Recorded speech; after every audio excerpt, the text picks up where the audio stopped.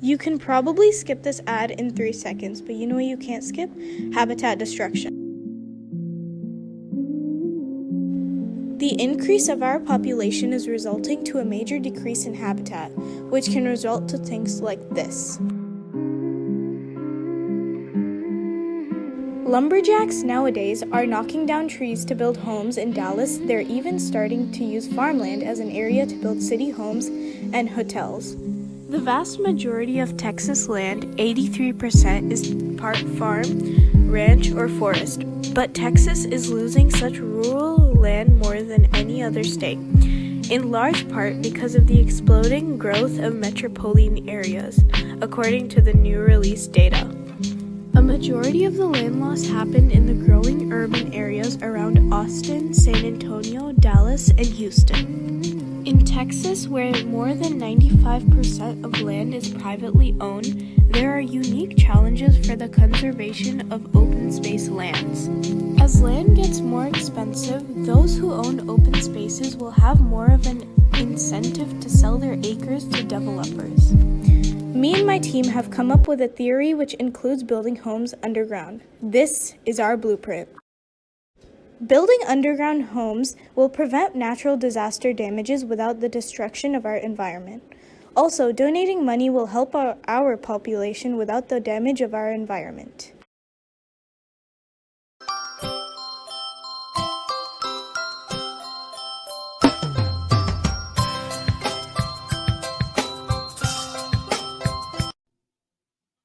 Welcome back, everyone, to the 6 o'clock show.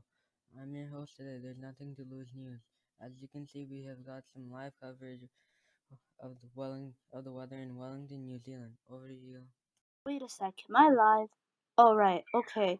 For all of you who never even heard about New Zealand, much less ever went there, well, you're in luck. A fellow meteorologist compiled some research for you all. Wellington has a diverse region like mountains, glaciers, and volcanoes. Because of its different geographical features, it has a varying climate. Near the mountainous regions, it can get as cold as -25.6 degrees Celsius. During the summer, the north has subtropical weather. On the other hand, in the winter, in southern places, it could be frigid. When you look at New Zealand as a whole, it has high rainfall and humid in some places. Wellington's latitude is 42.1 degrees south. Its latitude is similar to some cities like Rome, Italy, and Utah. Wellington's weather is cooler in the northern cities because of the Pacific Ocean surrounding it. The weather in the south is much hotter because the ozone layer is lighter and therefore UV rays could come through and cause sunburns. Since there is less pollution in Wellington, let's see, now on Monday it'll be sunny. The high is 21 degrees Celsius and the low is 16 degrees Celsius. Humidity levels are at 72%, wind at 14 kilometers per hour, and precipitation at 10% later in the day. So if you want to go out, I suggest you go out in the morning so you won't get wet. And on Tuesday, it's pretty cloudy. The high is 21 degrees Celsius and the low is 17 degrees Celsius. Wind is at 35 kilometers per hour, so it's pretty gusty. Humidity levels are at 77%, and precipitation is 10%. On Wednesday, there will be full-on rain. The high is 18 degrees Celsius and the low is 16 degrees Celsius. Precipitation is at 60%, humidity is at 82%, and wind is at 37 kilometers per hour. So if you have any plans to go outside, you better wear a rain jacket and some boots and a hat. And an umbrella, of course. And on Thursday, there's some scattered showers, but mostly clear skies. The high is 19 degrees Celsius and the low is 16 degrees Celsius. Wind is at 31 kilometers per hour. Humidity is at 79%, and precipitation is at 50%. And once again, Friday is cloudy. The high is 21 degrees Celsius and the low is 17 degrees Celsius. Humidity is at 76%, precipitation is 10%, and wind is 35 kilometers per hour. Well, that covers the weather report. Let's move on to a fan-made story about the weather. I heard that story was something alright. That's right. That person done told you truth. So one day I was just walking along trying to get some of that good fish and biscuits when out of nowhere it just started pouring. Well, I was out camping by myself cause some young'uns started bugging my house and tearing the living existence of it. And oh lucky me, I haven't even prepared.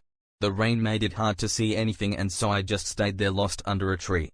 And you may not believe me when I say gosh dang it, that tree was magical alright. I was leaning on the tree cause I was so plumb tuckered and needed to hit the hay. I find the rain soothing so I fell asleep right away. Then as a spark of lighting hit the tree, it like let's just say it opened up. Kinda like how you open a hard pomegranate and you get them good tasty seeds. Yeah, that's the tree alright, heavenly. Then a fine squirrel strolled up to me and offered me some food. Well, bust my butt and we're knickers but a squirrel speaking. I thought I was delusional or something. But hey, getting off track aren't we? Anyway, that squirrel and his family offered me food, told me to get a shower, and when it was all sunny outside, led me out. Well, the lesson I learned is that I'm gonna go camping again.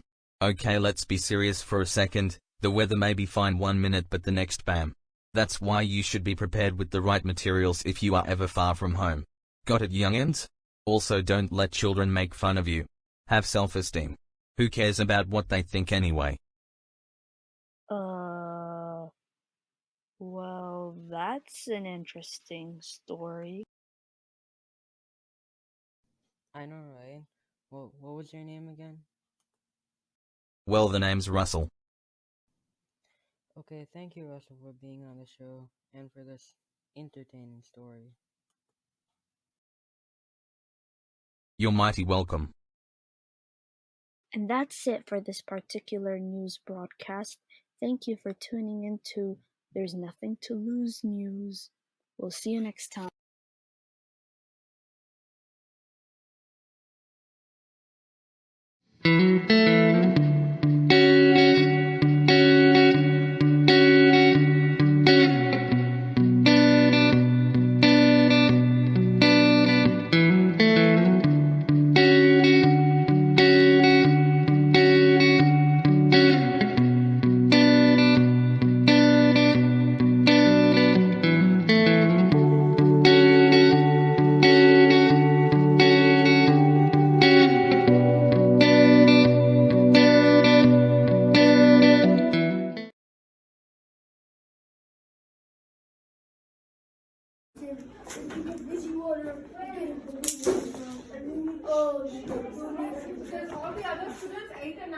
Another bill?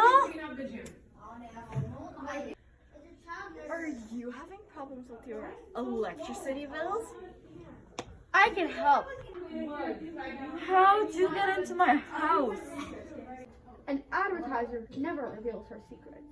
Do you find yourself constantly struggling with electricity bills? Well, www.stoppollutionhere'soursolution.com says everything you want to know about how to stop your electricity bills by using renewable energy. Well, let me show you.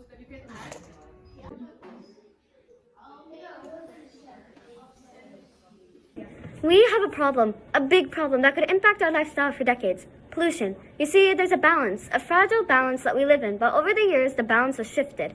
But there's a solution. To this perpetual conflict, renewable energy. We can stop releasing carbon dioxide into the atmosphere because that's what's causing global warming. We need to stop the burning of fossil fuels. You may not see this as a big problem now, but it will grow with time, and start using sources of renewable energy such as solar panels and windmills. Together, we can stop this ongoing problem, and the best part is, these sources will never run out.